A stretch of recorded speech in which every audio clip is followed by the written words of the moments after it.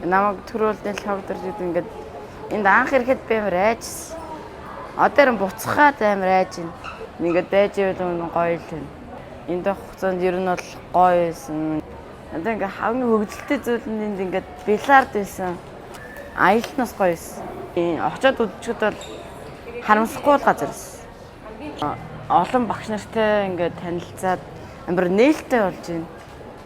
Тэгээ би өмнө өөрөө нэг юм нээлтгөө бүр ингээд бараг хүнтэй юм дуурдгүй амар хүмүүс тийм хөвгтэйсэн бохгүй юу? Амар rude хөвгтэйсэн. Одоо амар polite болж байна. Ер нь би нэрсэн хойш гайгүй сайжирж байгаа ингээд өнөөгөө босч ирчээд ингээд сэрэчээ гэж хэлж чадахгүй. Ингээд сэрэчээ гэдэг чинь юу гэдэг вүлээ гээд ингээд толгоондоо бодоод бүр бараг монгол хэлээ мартаадсэн. Ер нь ингээд буцна гэхэр амар айгаад байна ингээд.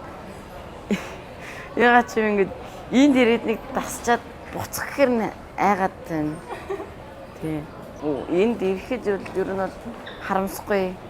Тий. Гой газар байлаа. Тэгээ орсноо ч гэсэн.